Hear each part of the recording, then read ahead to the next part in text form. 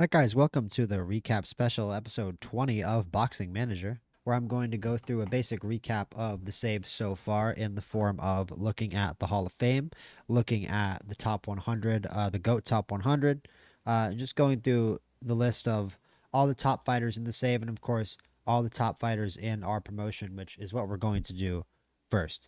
So we're going to go to this screen here where you can look at the most fights for the globe icon down here, and you click on Hall of Fame and you'll see all these things. And if you want to see your personal records, you go to promotion records, and ideally there would be some more records, maybe most KOs, most wins within your own promotion. But on this screen, you can only see most fights for and the highest purse for one of your fighters, which for us is Andy Fitch versus Joe Hoon, which I recently uploaded that fight.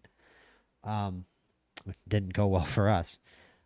We still have not won a championship as of episode 20. Hangs head in shame. We've had 5 chances. We're 0-5 in title fights. I'm sure that plenty of championships will come in the future. I think that's why this is a good point in the save to do a recap episode like this. I think there's a lot of success coming for a lot of our fighters very soon. I think there's a lot of championships coming. I think a lot of the young prospects we've signed recently in the save have been phenomenal. And I certainly think that there's at least one champion amongst all of the current fighters in the stable, especially when we get down here to some of the young guys. I'm not going to name any names. I'm not going to jinx myself like that, but I think we have some special fighters, and we're going to look at some of the fighters we've had so far because we've already had some really special fighters like Tony the Real Deal Seals. And let's have a look at his career here. So Tony Seals was one of the original fighters we signed. I remember he was here as early as he possibly could have been into the save. We got some really good wins early in his career. His first good win there against Gun Crusher, we all remember very early in the save, maybe episode 1 or 2. Eric Ontiveros, Aaron Warburton, some really good wins over really good fighters.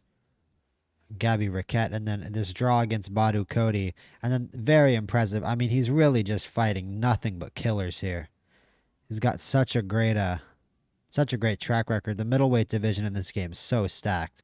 I mean, look at this. Starting with this Maynard Mahashin fight, Gerard Elland at 24-8, Milan Ferrer 38-4. A respected veteran in the division, Badu Cody, a champion, or at least a champion contender. I believe Badu Cody, a former 2-belt world champion, fought him to a draw. BJ Morris, a 52 win. I think he is the record holder. We'll see later in this video. I believe he is still the record holder for most wins. And that was his last fight. That was the fight that retired him. Wow.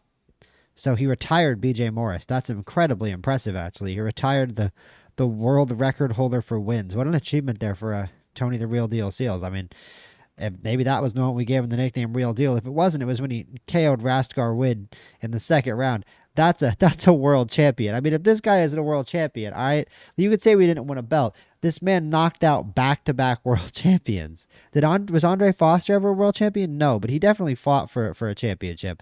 And Andre Foster in this fight took Tony the Real Deal Seals' I remember Tony Seals was maybe 22. I think he was 22-0, and Andre Foster was 21-1. I could be wrong. Maybe Seals was 23, 24-0. But this was Seals' first loss. He recovers by beating Damon Molina. He beats his stablemate Andy Flick of the Switch Fitch in what for now is still their only matchup for the North American title. Then loses to Kakavr Saruglian. Then his only title shot somehow still against Rastkar Wid, who he'd already knocked out in the second round. Are we going to get the trilogy one day, or is Wid retired? No. His last fight was like last week. So maybe that gets run back one day. But then he beats Eduardo Proa, beats Saucedo Rodriguez, takes Saucedo Rodriguez's 0. Incredible effort. Draws Jose Salvia there.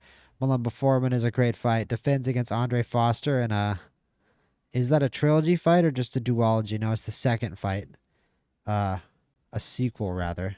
Manganda beats Henry Tafer and then beats Palacios to get back up to title level. And now he's got a fight booked against 3-belt world champion, 27-1 Bill Donnelly. Which, man, what a fight. I mean, it's just kind of sinking in that those two haven't fought each other yet. What a matchup. We finally have a fighter actually worthy of fighting against Bill Donnelly. Think about that in the form of Tony Seals, because honestly, was Andy Fitch really that worthy to share the ring with Donnelly? It kind of sucks to say. But it is impressive that Fitch made it to the bell with a fighter like Donnelly. I mean, look at the run this guy's been on. The only guy he lost to was that majority decision against Palacios, and Palacios had to put everything into that one. Tony Seals beat Palacios too. I mean, let's be honest. With what we just saw, Tony Seals has proven himself to be incredibly worthy of being a world champion. He's 25. Can you believe that? I mean, we just saw David Flores retire at, I think, 28 or 29. So that might not mean much if he's got as many miles as he does. Let's look at his welfare.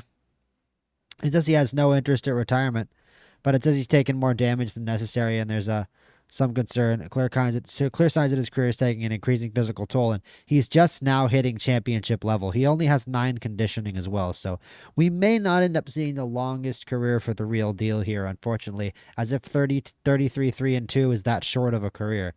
That's longer than Andre Ward's career, for example, in real life boxing, longer than Logan Paul's career is ever going to be. Um, but yeah, that's one of the things that I have to be looking for at this point. And that has to be one of the major storylines of this save is Tony Seals ever going to get a belt beyond this North American crown? He's been a number one contender. He's beaten world champions. He's done everything that he needs to, I think, to prove that he's worthy of getting title shots for a while. But will he ever bring home the bacon? We'll see. Next up, Andy Flick of the Switch Fitch. I've been taking to call him Andy the Cherry Pick Fitch lately. He's a great fighter. He's got a lot of grit. He's got a lot of tenacity. He can pull out results. He's fought for titles in 2 weight classes, but lately he's been really struggling down at super welterweight, making me think about moving him back up to middleweight if that possibility was available. At this point, his takes punishment, I believe, used to be higher than a 2, but now it's just a 2. His stamina is only an 11. His chin's a 12. At the age of 27, unfortunately, it seems like the flick of the switch is a shadow of the fighter he used to be, but 7 professional losses in a sport like boxing will do that to you. He is still the North American super welterweight champion. And he's still a southpaw. He's still big for the weight class. He's still got his great punching ability and his dedication, and he's still dirty as all get out, and he's still smart as a whip. So there's plenty good for Andy Fitch, but he is not a championship level fighter. It does not appear at this point. He got really, frankly, kind of embarrassed by Joe Hoon. He gave Seals a good fight. Usainov took him to the cleaners. Donnelly beat him pretty bad. I don't really think any of these were close fights. I mean, he won some rounds against Donnelly. This was a kind of close 111, 114. Usainov, undefeated monster. This fight wasn't close at all, and he didn't even make it to the 4th round against Hoon, and then he gets knocked out by Akateli Mai, who has fought for titles as well. And he lost to Roberto Robles, who is not a fighter who kind of made his name off of beating Andy Fitch. It appears that he did. He only made $9,000 for beating Andy Fitch. So yes, he got his first big paydays off of beating Andy Fitch. So what does that say about where Andy Fitch's career is right now? It's not in the best place, but he's given us some entertainment and he's given us some wins. Let's look back on some of those. Look at all the knockouts, man. I mean, a lot of these are easy early career fights, but he also beat Gun Crusher, went over a Campo Villa. I was very excited about Flick the Switch at this time. I remember Kalias and Salinas back to back. Joey Salinas, a very impressive win for him. This is a fighter who you can imagine before a lot of these things atrophied was a very dangerous. If you just imagine these being yellow instead of red, that's not too bad of a fighter. It's not too bad of a win, and that's probably what Salinas' page looked like before back in this era. Shala, Donnelly, well, he loses to Donnelly, of course. But then makeup wins. Taranto is not a bad win. I remember him being a very good fighter. Manganda also a win for him. Then the loss to Mendez, and he moves weight classes. And then really impressive wins to start off. He went on a really strong run. That's right. He went on a really strong run here at the start at super welterweight with wins over Jesse Clark, Arthur Kamaza, Donovan Winchester. Yeah, he's looked kind of rough at super welterweight after a strong start, but that really started with the Joe Hoon fight. He was no match for Joe Hoon, who himself, wow, was beat by Alexander Turba. What an upset right there. I don't know if we actually ever watched that, but this is a really good defensive fighter and a good power puncher. And he broke his jaw in the effort, but what a win there for Alexander Turbo over Joe Hoon. He didn't take Joe Hoon's 0. That was Daniel Scott. Joe Hoon showing a tendency to get KO'd, but Flick the Switch definitely couldn't do it to him. So Hey, I mean, maybe there's an alternate timeline where Andy flicked the switch Fitch. Can you imagine? Just an alternate timeline where Flick the Switch just lands one on Joe Hoon, puts Joe Hoon's lights out, becomes the WBC IBF Super Welterweight Champion, and we aren't sitting here doing this episode saying, "Oh, we never had a champion." I don't know how long Flick the Switch would have kept any belt, but I could have just not taken the Joe Hoon fight, and I did, and I regret it because he got KO'd and his chin got cracked, and it felt like a cherry pick at the time for Joe Hoon. It felt like a super winnable fight for an absolutely tank mode Joe Hoon at the time. His chin has also been severely cracked after that KO by Turba. It's sad to see actually. And also so far down the rankings, Joe Hoon. That KO did a lot of damage to his reputation actually. Wow. But trust me, man, Joe Hoon was on another level at the time we took this fight. And it felt like a bit of career suicide for Andy Fitch, and I think it ended up being just that. And it's going to make me hesitant in the future with fighters that I don't really believe are on championship level, or that I don't really believe are on championship level yet, to aggressively matchmake them even against the biggest fighters because of what happened to Andy Fitch here. I mean, the fans can look at him and say, "Oh, he fought everybody." But when he got in there against the best of the best, he really didn't put on the best performances. I think that's the story of Flick the Switch Fitch's career. Uh, he just ended up being a bit of a cherry pick for the guys at the top. He still has time to prove me wrong, but let's be honest, it's going to take a little luck to do that. It is, unfortunately, for Flick the Switch. And Max Rice, this one's a bit of a simpler story. He's never fought at a championship level. He's been ranked very consistently. We've managed to level up that punch accuracy to where he's a pretty dangerous foe. Pretty hard to be reckoned with. He's got good enough defense to really contend. He's got enough punch power to damage you. He's got enough ring IQ to not be stupid. He's real dirty. He's got all the stamina in the world and a still uncracked chin despite 6 losses. Um, he's really suffered before. I know he has lost fights because of this cut tendency. It's not a very good mix with this skill set, especially that punch accuracy, getting in the kitchen, and especially with that dirtiness, just being an inside fighter, and with his small size and small reach as well. Yeah, Max Rice definitely does like to be an inside fighter, so he's going to take some damage, and that cut tendency has led to him just taking some unnecessary damage in fights and being behind in fights. But he's fought at a very high level in this division. Michi Sanchez is an excellent fighter.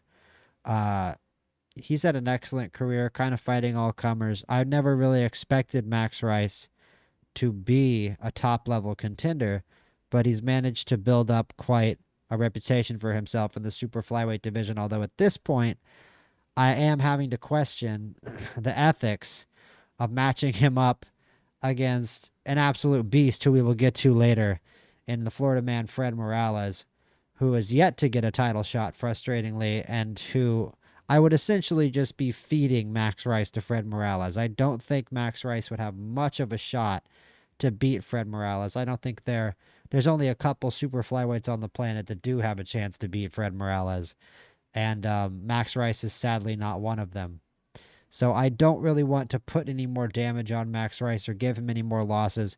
Essentially fighting him at an unnecessary level, which is sad because I feel like I just said I don't really feel like Max Rice is a championship level fighter.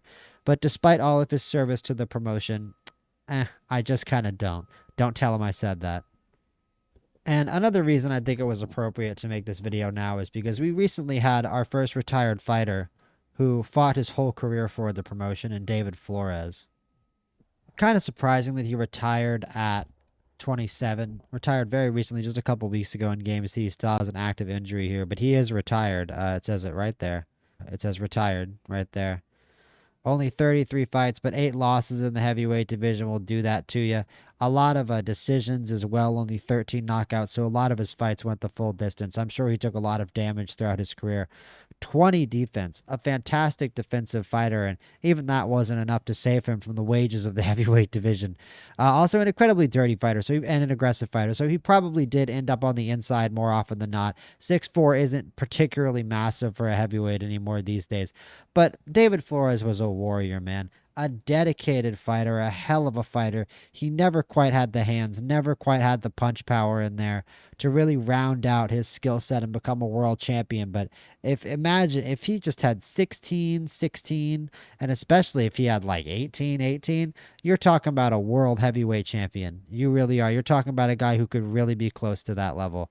Um, the ring IQ, I can't say it held him back because my image of him actually, despite clearly him being an aggressive sort of pressure fighter, he seemed like a very smart heavyweight to me. And I think that he got robbed in a lot of his fights. This trilogy against Cotrill was definitely the highlight of his career. I'm going to make, hopefully one day, a separate video just with those three fights. The second fight, the most controversial fight of the save to me so far, I believe Flores did enough to win it. I don't remember what these scorecards were. It was a tie on one, a Cottrell fight on one, which I just remember thinking was just ridiculous, and then Flores winning. I thought it was either a draw for Cottrell, maybe, but Flores deserved a win in that fight. I remember a great win over Abel Cash, a 15-1 fighter. Took Jose Rocha's 0, a young 8-0 prospect. Uh, Fought all comers for so long. Fought very good fighters pretty much immediately into his career, fighting a 7-0 fighter and taking a 0 here in his, looks like his 6th professional fight. One of my favorite fighters so far, the same, and it's a shame that we never got to see him at a higher level. I definitely remember him being ranked. That would be another cool thing, being able to see a fighter's sort of a higher ranking, highest ranking over the course of their career. Some of their like minor career accomplishments, maybe their earliest KO, maybe just a few more stats than just a wins ending in KO and average rounds per fight. But it does tell you a lot. It tells you that David Flores for the heavyweight division really didn't have too much power, and that really was always his problem. He didn't have too much power, and he also wasn't the most accurate puncher, but a defensive wizard and an incredibly dedicated inside fighter who was able to get an incredible amount of knockouts in the heavyweight division for somebody with hands as average as his. And his main rival right next, also 33 fights with the motion, but he's still out there banging. Riccardo Cotrill, still a ranked fighter by numerous belt organizations. Also dirty, also an inside fighter, just like Flores. Doesn't take punishment as well, but still very tough. Same sort of mid ring intelligence, but I'd say he just rounds out to a slightly better skill set than David Flores. He has more knockouts than David Flores, but he's also experienced the tough luck of the heavyweight division. Also a very good defensive fighter. The aggression, the punching power. If he had good punching accuracy, again, he's one of those fighters where he just comes a little bit short of having that championship level pedigree. Maybe one day he could have a lot of time left. It seems like his chin is a little cracked, his stamina is a little cracked. I wouldn't be super surprised to see Cottrell retire soon as well. I may need to start spacing out his fights a little more to give him a little more rest time. His dedication is a 20.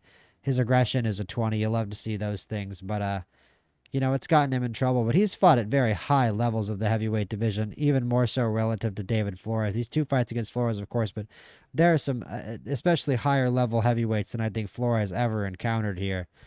Angelo Cano is very high level, but Carol Vavrin and Uparamat is a championship level. I think former world heavyweight champion. That's correct. Yeah, former 2-belt world heavyweight champion. Apachat Otaneru is the current Asian heavyweight champion and also a beast. He's fought some incredible fighters, Riccardo Cotrill. So Flores has had a little bit of more of a tough luck career. It's not that Cotrill hasn't. Obviously, some checkered results, but he's fighting at a generally higher level than Flores has, and he's going to fight for a little longer. So I think fitting his slightly more talented skill set, he's going to have a slightly more decorated career than Flores, but only just. It would be a dream for Cotrill to be a heavyweight champion, but I don't necessarily see it on the cards. Stay tuned. If you're a fan, if you like his fights, if you like what you've seen from him so far and you're watching the save, stay tuned for more Riccardo Cotrill. It could happen, but he could also end up retiring pretty soon. It says shows no interest in retirement, but he's taken more damage than necessary, and he's a heavyweight, so he very well may take more damage despite being a very good defensive fighter. He's also 6'4", which is about average size for a heavyweight nowadays. And Unnervin Steve Ervin, a bit of a glass cannon of a fighter. A bit of an overlooked fighter. The 4 intelligence is funny. I think that makes a lot of sense. 4 intelligence, 4 chin. So gifted, though. 20 punching power, 19 punching accuracy, 20 defense. And he's fought some really high level guys, man. He's fought just about everybody. He fought Gun Crusher. He fought the super middleweight version of Gun Crusher. Unlike Fitch and Seals, who fought the middleweight version, he fought the sized up, muscled up version of Gun Crusher and KO'd him in 4 rounds. This guy is a die-hard entertainer. I absolutely love Unnervin Steve Ervin. Tons of knockouts. He's always good for a knockout out of nowhere. He'll get knocked down. He'll be down in a fight and he'll land a knockout. He's really that yeah, man, he's a glass cannon. He's an all action guy. Uh Vladimir Bondarenko, I remember I thought he was gonna get starched by Bondarenko. Bondarenko is just a disgusting, like, see, his chin and takes punishment hadn't gotten cracked yet. Imagine these as green numbers. This guy was a beast when I scheduled that fight. I never expected Ervin to KO him, and he did. And then he gets this North American shot against Jenkins, gets the KO. It's crazy that he's never fought at title level, but maybe we dream a little bit too big with Ervin. We maybe should have been a little bit more careful with his record. A fight like Kapachev, uh, maybe at the end of the day wasn't smart. It seemed like a level of, I mean, Kapachev now is up at light heavyweight, right? He didn't even belong in the weight class when he knocked out Steve Ervin. And he's had to build himself back up, and then another tough fight against Medvedev. But he's fought so many tough fighters. I mean, look at this. Like, I think it's partially because he's for so long been our only high level super middleweight before our only other big super middleweight is Frankie Edwards, other than Steve Ervin. So for most of his career, he's been our big super middleweight. And if we want to match up against somebody big in the super middleweight division, it just ended up being Steve Ervin. And I think that may have done him a disservice. I think that in the future, we're just going to have to be a little bit more careful with Steve Ervin. And I think it would behoove us to set him up with some knockouts and get his record nice and prettied up, maybe up to like 30 something in 5 with just some easy KOs, and then see if we can get him a title shot, because it would be cool to see the Unnervin one get an actual shot at a championship. Gabriel McCreary early in the save I said was the most gifted fighter at the company, and when I look at his stats page, it still looks like it. The 8 conditioning holds him back. The 5 takes punishment holds him back. And he's lost before, but he's the current North American welterweight champion. He had a world title shot a while back, yeah, against Michael Carl in a fight that he gave a very good account of himself in. That may be, yeah, because Seals' title shot, we've only had 5 title shots. 3 of them were Andy Fitch. One of them was Tony Seals, and he completely laid an egg. And the last one was this McCreary title shot against Michael Carl. And he actually looked very, very good in this fight. It was very close, as you can see, before he was KO'd. I think that he ran out of energy, if I remember correctly, and Carl capitalized on it. But definitely, of the 5 title fights that we've had, Gabriel McCreary gave the best account of himself and has had a fantastic career all in the welterweight division since then, with only 1 loss to Ariel Sanchez in a North American title fight, which he then won back from Sanchez with a KO. So McCreary, a fighter that I'd love to see get a title shot. He's the number 9 ranked welterweight in the world, which that's a stacked division. Raphael Hartman is also an incredible win. Bobby Esco to knock him out. Brandon Williams, he's on a great run right now. He might be on the most impressive run of anybody at the company right now. And I just want to say this about McCreary, maybe the most important point of all about McCreary. These are 6-round fights that he's losing, and it's really easy to lose a 6-round fight on some BS in this game, to be honest with you. So I barely count 6-round losses, and he's got 3 of them. He might as well be 25-2 right now. And if he was 25-2, I think we'd be looking at title shots already. I think he'd have a much bigger reputation and be getting a lot more opportunities. Not that those aren't coming. He just needs to keep winning. But with an 84% KO percentage, 6 rounds per fight, that's not a lot for a welterweight. This is a really, really good fighter. And again, I've said from the beginning that he was the best fighter from the promotion. He definitely, I think, is actually the best fighter of that whole original crop. Wouldn't him against Tony Seals be a dream matchup? Unfortunately, I don't think it'd ever happen. But flip a coin on who would win that one. Next up is Anthony Rios, and this is a tragedy. He really went through hell in the cruiserweight division, and then we lost him. It would be a cruel twist of fate if Anthony Rios secured himself a cruiserweight world championship before any of our fighters could. despite him fighting for us up until I'm not sure. I'm actually not sure what his last fight with us was. I think it might have been this Gajovic draw. But Anthony Rios has been a warrior in the cruiserweight division, something like a Vander Holyfield or something. I mean, just fighting absolutely everybody. Look at these records. So many fighters with winning records. The cruiserweight division is really almost as stacked as the heavyweight division is. I mean, everybody's got a winning record. Look at this. And he's never gotten a title shot. The number 7 ranked cruiserweight globally. We've been through the trials and tribulations with Anthony Rios, and it was a shame that we couldn't renew his contract and that the Bridgeport Bomber is on to greener or perhaps grayer pastures. But I'm going to be keeping a keen eye on him and seeing if once we get to title level, we can get him back, because he's a tremendous fighter. Accurate puncher, incredibly dedicated, great chin, takes punishment well, very smart, dirty but not too dirty, and just has had so many entertaining fights, and he's huge for the weight as well, 6'5". Really great stick and move guy. Randy Dale, a New York kid, a hometown kid for us, definitely the most underrated fighter at the whole promotion. I mean, that would be my quick answer. Who's the most underrated fighter at the promotion? Randy Dale. No question about it. Tremendous middleweight, tremendous career, on a huge winning streak against a lot of reputable fighters in the division. Credible losses. I mean, look at his losses. To undefeated guys. His last 2 losses to undefeated guys. 2 6-rounders, 1 to an undefeated guy. I mean, I don't know what more you want from Randy Dale. The number 8 ranked global middleweight. Keep an eye out for Randy Dale. Try to get him that North American belt. Although, no, never mind, because it's in the hands of Tony Seals. That'll be a little tougher. Although, hey, I don't even think we've thought about a Dale versus Seals matchup, but that's because Seals is chasing the gold. Maybe once Seals gets there, we'll set up a fight with him for a Randy Dale. That'll be a nice contender. But who knows? He might even take that belt off Seals. That would be the fight of the save. I mean, can you imagine that? Dale versus Seals. Oh, man. Keenan Darocha, a little bit of a journeyman for us. He's probably the least notable of all the fighters in the top 10. I believe, is he retired now? I wasn't looking. It wouldn't surprise me. No, he is still active. He's not signed to anyone, self-managed. A shame he only made $152,000 during his career, despite having 20 professional knockouts. Yikes.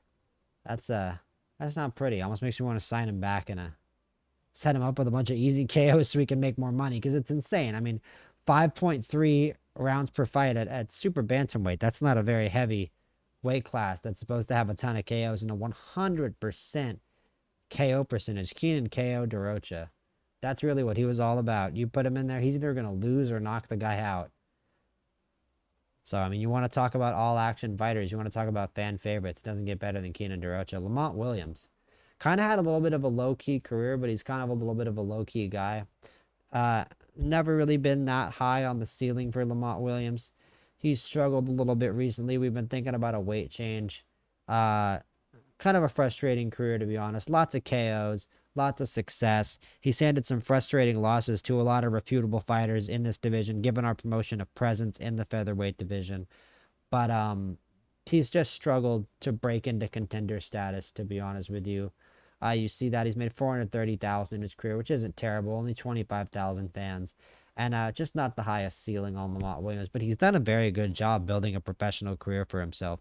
And now we're gonna get to the big boy. This is where most of my title hopes lie at this point, and why I'm so willing to go outside of the top 10 in what I wanted to be a bit of a shorter ranking video, because we got to talk about Florida man Fred Morales, who just starches absolutely everybody they put in the ring with him. I don't know who the one guy who made the bell was. I thought it was recently, but it doesn't appear to be. It may actually be that his only career non-KO was in a 6-round fight, and it was against Christian Solis. Whatever happened to him? Okay. Wow. Yeah. Fred Morales just puts away pretty much everyone. The amount of 2nd round, 3rd round, and 1st round knockouts is astonishing. 96% career finish percentage in 27 professional fights. Doesn't even go 5 rounds on average. Just a destructive force of nature. Those are not his attributes. That's that glitch again. Let's see. There we go. The 7 intelligence. That's about it, and it's unfortunate that you can't teach that, and that might hold him back, but he's got ring IQ to make up for it, and I'm telling you, 14 aggression is right where you want it to be. It's not too high, it's not too low. 14, I think, is just the ideal number for aggression, but 20 is definitely the ideal number for punching power and punching accuracy, and he's got that, and yeah, it's also probably exactly what you'd want for defense and for box office, and I'm sorry, I don't know how with this 20 box office that he earned the hard way by knocking people out. You gain box office by knocking people out in this game, and believe me, that is how Florida Man Fred got his box office, by knocking people out. And I don't know how somebody with 20 box office like this, first off, doesn't have a bigger fan base and hasn't gotten a title shot yet, but super flyweight is a very stacked division. So you know what? It's just gonna be a matter of time, and I have for very long hypothesized a legendary matchup between between him and this here IBF WBO super flyweight champion Martin Castro, who I believe to be the other best super flyweight on the planet. I would love to see those two match up and do battle. That would be a wonderful fight, and that's for sure a moment to look forward to in the save if that magical fight ever does come to be. Frankie the Psycho Edwards. I mean, where do you even start? How on earth? I mean, this guy is from New York. This guy should be your favorite fighter. I mean, what a warrior. I picture this guy looking like just every MMA psycho, like just covered in tattoos, mohawk. I picture him actually just fighting in a boxing ring with MMA gloves on. I don't even care. That's how I picture Frankie the Psycho Edwards. Fresh out of New York, New York, hometown product, 6 foot super middleweight, and just crazy as it gets. 20 aggression, 20 dirtiness, 20 box office. He's going to get in there and scrap with you, even if he's got the size advantage. And you know what? He's probably going to knock you out. And the crazy thing is, he's probably going to win, and nobody ever knows how. He has just run through the who's who of the super middleweight division to absolutely no fanfare and no title shots except from the real boxing fans who recognize that he's starching absolutely everyone and is a force to be reckoned with. It's kind of crazy to me that that Frankie Edwards and Steve Ervin have not fought each other. Hopefully that happens one day before they both retire, but I've got to be looking out for both of them and trying to win them both championships in what's a very hard division because they both deserve it. I mean, Frankie Edwards, with the luck that he has, you got to use that at some point. I mean, he just goes in there in fights that he should be losing, hits with some random big overhand off the back foot and knocks the dude out. That's Frankie. That's Frankie the Psycho Edwards style. Every punch he throws, he's trying to get a KO. He's got 9 defense. He's good. He just pays that little attention to defense. If he paid attention to defense, he'd probably be good at it, but he just doesn't pay any attention to it. Jose Williams was a long-time middleweight for us, who got a lot of knockouts and went on a really impressive run, and he was one of 4 middleweights, along with Fitch, Seals, and Randy Dale, at the start of the save, who we had a lot of hope for, and a couple of them just moved out of the weight class, and Jose Williams was one of them. Just because of his struggles and moving down in weight didn't help him. He got KO'd by Akateli Mai, and we decided to move on from him at that point. But apparently he is still a high-ranked contender in the super welterweight division, and he is still KOing people. So good for him. He's actually done a pretty good job since we cut him. He just has a few too many losses on his record to probably be taken that seriously as a title level contender, unfortunately. Darius Mitchell has been great for us. He's just been a guy with a lot of knockouts, a lot of losses, all action fighter, couple tough losing streaks. We've considered a weight change for him for a long time, but he KOs so many people at this weight. It may be better to move him up to super welterweight, but for now, he's still a welterweight. He's still out here scrapping, still out here fighting. But he's really just a veteran of the promotion, not much more to say. Kareem Ramos, same deal. Raymond Pina, undefeated fighter, recently took his first loss. Tons of KOs, tons of power, really special skill set at lightweight. The chin holds him back, but he's a really, really good fighter. If he can defend himself and keep that chin from getting cracked, he could be a world champion one day. He's still only 24, so watch out. And next up, we have Jose Edwards, local kid from New Jersey, who got off to a great start. Really looked like he was going to be a big contender in the light heavyweight division, and then suffered a few losses once he got up to that contender level. Certainly looking like a fraud check, unfortunately, at this point. Still ranked pretty low by the IBF, but he's up there, number 22 ranked light heavyweight globally. He isn't bad after 21 professional career fights still, so he's still got a lot to fight for, but he's definitely got a lot more to prove. Garcia is an impressive young heavyweight prospect. Jermaine Ramos was a fighter who fought a bunch for us at welterweight, retired, uh, took a lot of wins, took a lot of losses, got a lot of KOs. Fun action fighter. Ervin Fitch, Andy Fitch's lightweight brother. We had a lot of fun with him. He had a lot of fun fights, but he had a nasty tendency to get knocked out and lose. Dimash Sarnoy and Rico Hartman, very similar in that they were both reach freaks, both insanely long reaches and insanely tall heights for their weight classes. Sarnoy, I believe, 6'10 with a 90-inch reach. He's no longer with the promotion, though. 11-6 with 11 KOs. He KOs everybody, but he loses all the time. No takes punishment, no chin. We tried to put him on jab and move. We tried to put him on cover up. It would work sometimes, but it wouldn't work all the time. He just gets KO'd too much, unfortunately. Ramiro Rodriguez, another fun young heavyweight. Brian Mitchell, an undefeated young welterweight, 14-0. Eben Rodriguez, in only 13 fights, has had a very impressive career. I hate that he lost. One of a couple of our prospect fighters who have lost their zeros, unfortunately, recently, along with Manuel Soto, who may be even better than Eben Rodriguez, although it's tough to compare. Soto, our best hope in the light heavyweight division, other than the incredibly impressive young Tony Ali. Oh no, actually he's a cruiserweight. I may move down to light heavyweight. We'll see. Rigoberto Grant, also a cruiserweight. Let's talk about Gervonta Williams, because Gervonta Williams, I think, is going to be a big storyline for the rest of the save. Absolutely an elite world level heavyweight, in my opinion. I would be shocked if Gervonta Williams, with the 20 ring IQ, 20 punching power, 20 punching accuracy, 20 conditioning, isn't at least some kind of heavyweight contender in the future. Already 160,000 fans, putting people in coffins. Gervonta the World Eater Williams. Let's see how far he can go. Far. Spoiler alert. Far. I haven't played 1 second past this, but I'm telling you, far. Like places. If we could, okay, so he loses a couple times, and we move him down to cruiserweight. He'll be a demon there too. He'll be an unstoppable force there too. So what's the difference? Like this guy, Fred Morales, Tony Seals. How many more fighters do I need to show you that, like, even without a title, we got something going on here at NPC Promotions. We really, really do. We got something going on. But no matter what we have going on, it can never compare to what these guys have going on.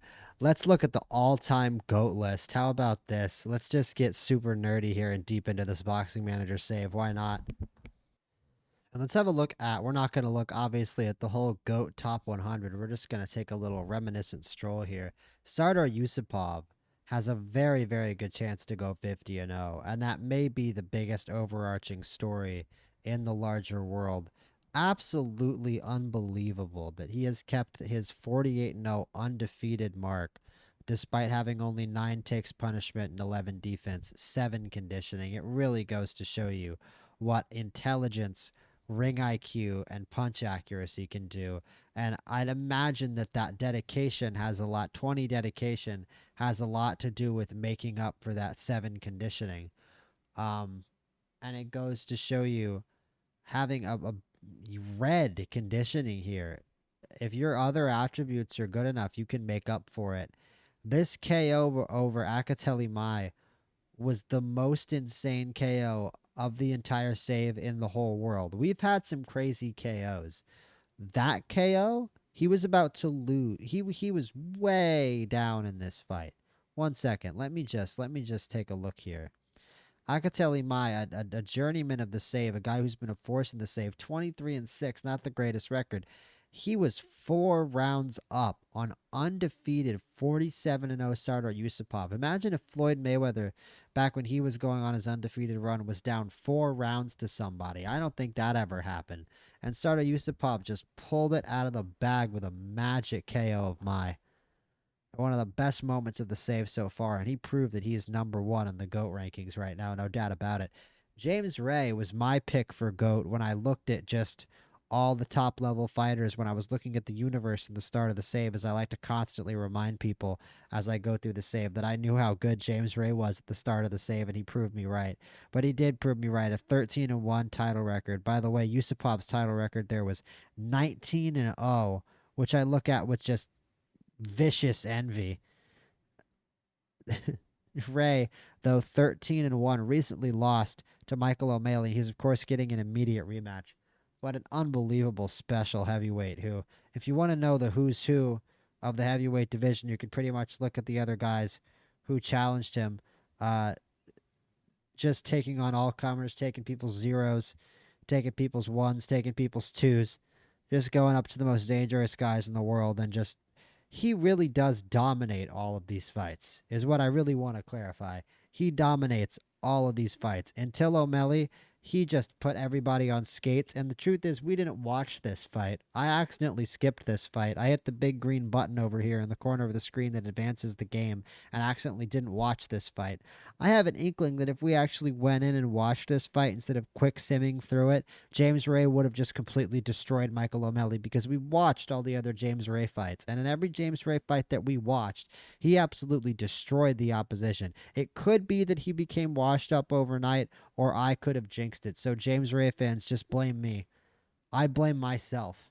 I am a James Ray fan. I am the original James Ray fan. Gilberto Gomez is the #1 pound-for-pound fighter in the world, and is the first fighter I've seen go up through 3 weight classes. He might be my favorite fighter. You see lightweight, 2 fights at super lightweight, 2 title fights, then goes and beats up Sean Jackson at welterweight. Now he's doing another non-title fight here at welterweight, interestingly enough, but it should be an easy win for him. And then he'll probably just take a title shot. Whoever he takes on at the top of the welterweight division, it's going to be an absolute super fight. I have no doubt about that. Joaquin Allen, a current undefeated American super featherweight who's been a little bit low-key, but he's 31-0. Just obviously kind of flying under the radar due to how close Yusupov and Ray have gotten to 40-0. And he does, I don't think his star power necessarily compares to Gomez. Johnny Donovan was a massive superstar early in the save, and the first true pound-for-pound #1. Fought some classic fights. Wow, he fought Edgar Amperin in his last fight. That's amazing. Yeah, but he retired and was pretty much immediately inducted into the Hall of Fame.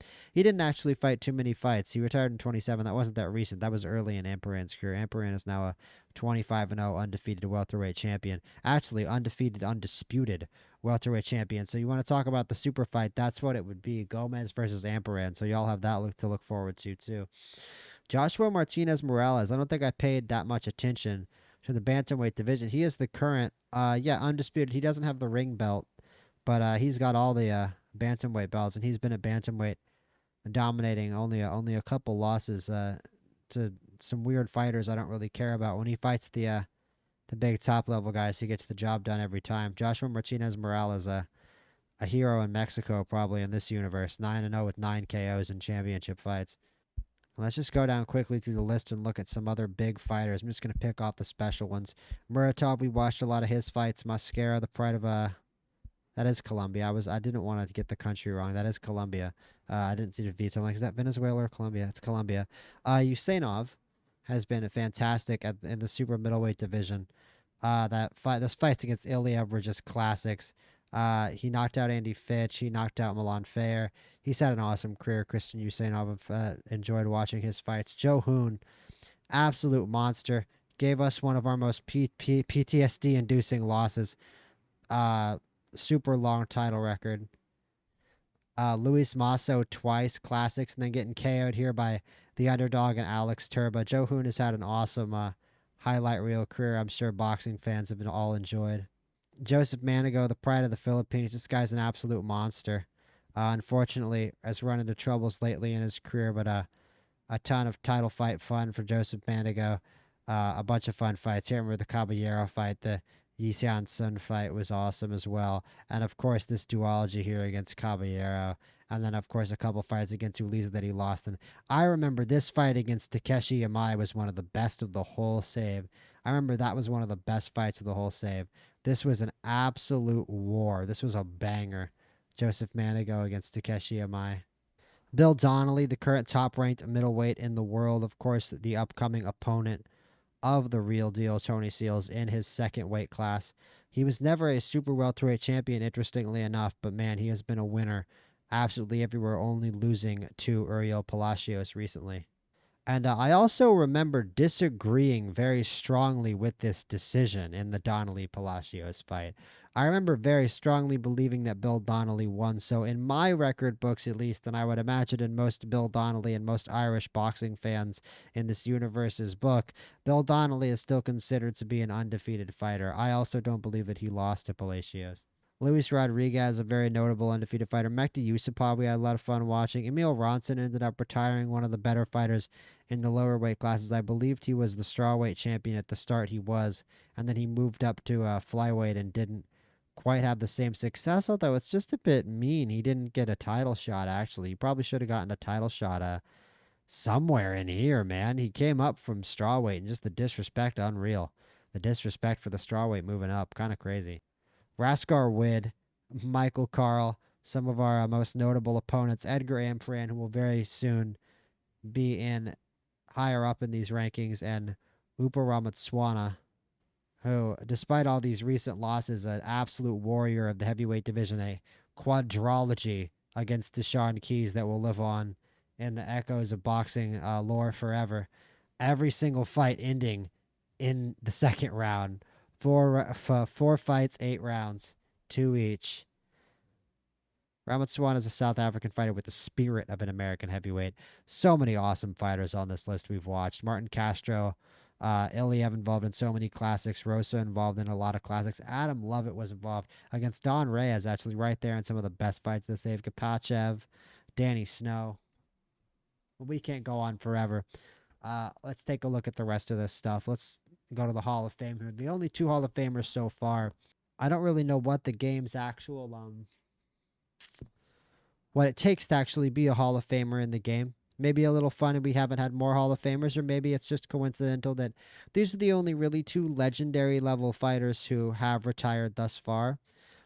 It could be that we aren't at a point in the game. Could be just that it's yeah, I don't know. I don't know how often a new Hall of Fame class is inducted, so it'll be interesting to see when the next batch of Hall of Famers comes through. The Fighter of the Year winners, I remember this year it was a little curious with Tsubasa Takuya. I didn't really know specifically what he did to win Fighter of the Year over some other fighters who had incredible years with wins over other fighters. Maybe Elias Thomas having a 49 win record was part of why they gave that to him. I think there were some fighters who had more eventful and better years, but the rest of them I definitely agree with. Edgar Amparan, Luis Rodriguez, who's an undefeated monster. The rest of these guys, legends. Teddy Molinar was probably the #1 pound for pound fighter in the world when the save started, but he retired very quickly. I believe he retired a long time ago. Yes, a very long time ago.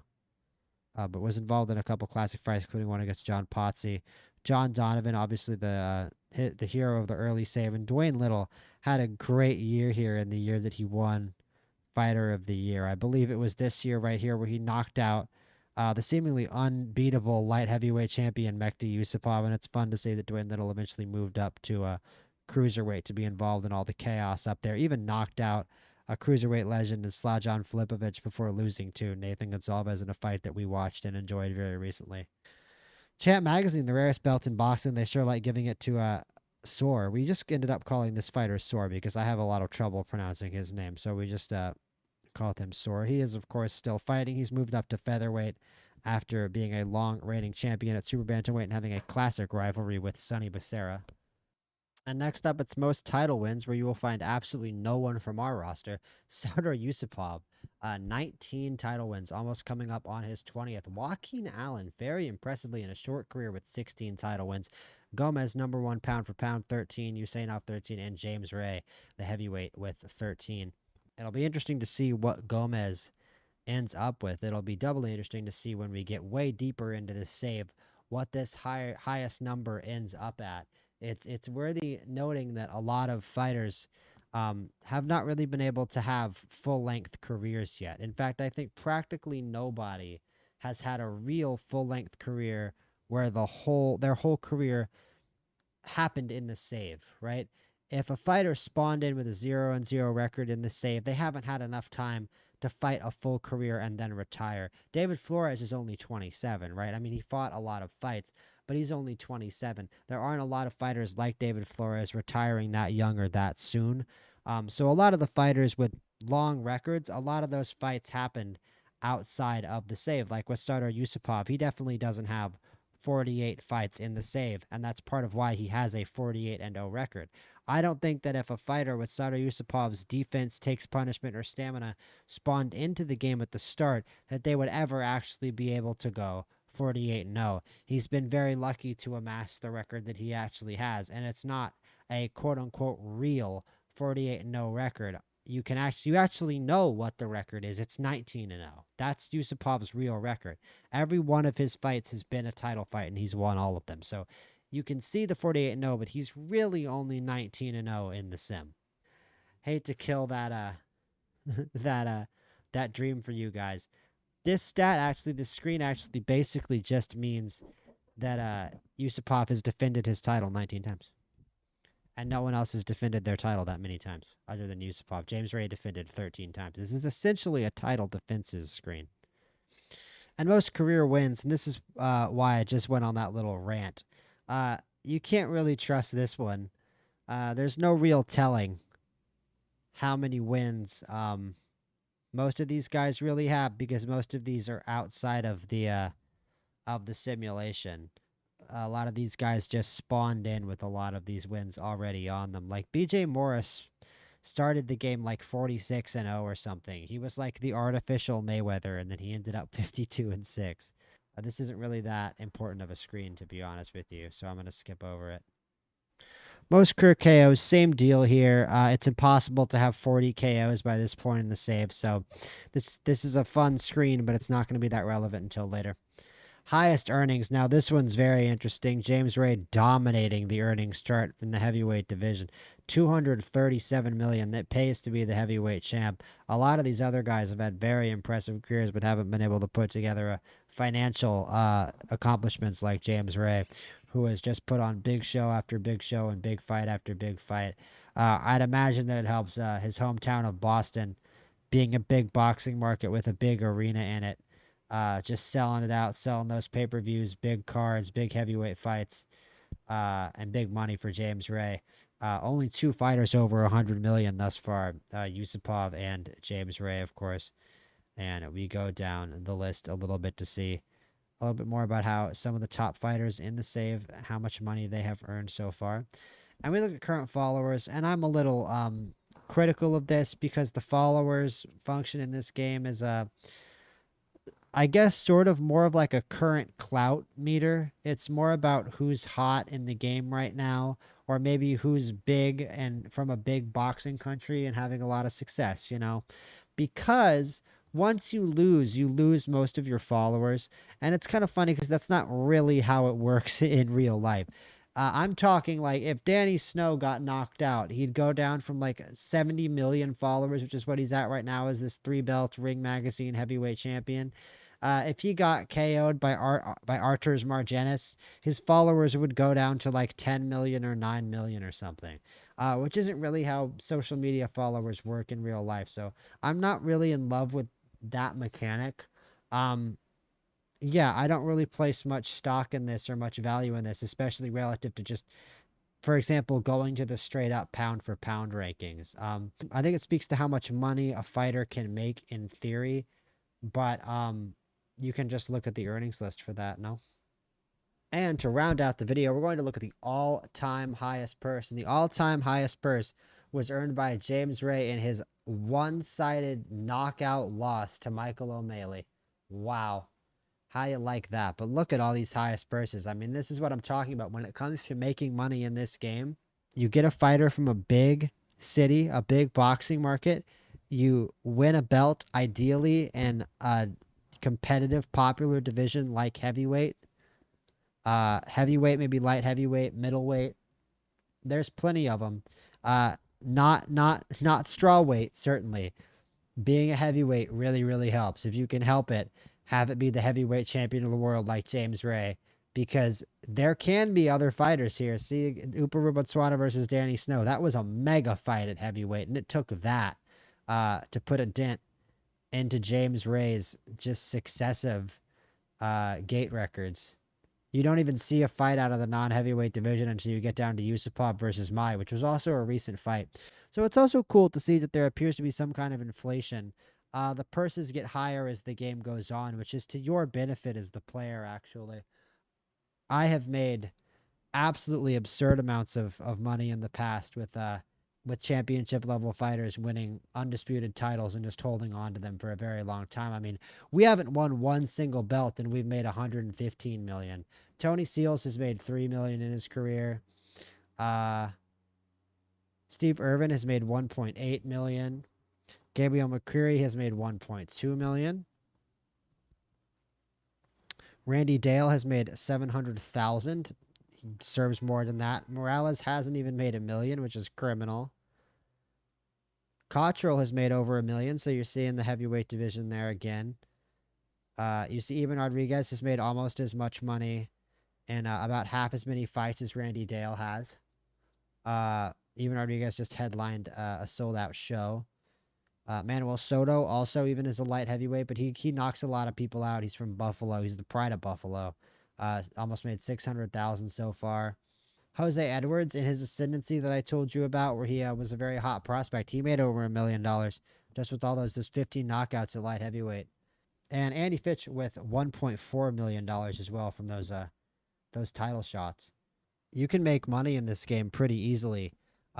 Even while not winning titles, even while struggling up at world title level, you can still make a lot of money and open new gyms, scout new fighters, scout aggressively, scout the amateurs aggressively, and it's been an awesome time running through this Boxing Manager universe and what we've done so far, and I cannot wait to get back into it and finally win a belt and open more gyms and scout more fighters and develop more fighters and bring you guys more content from this awesome game and from this awesome boxing world. So I'll see you guys in the next one, man. Awesome.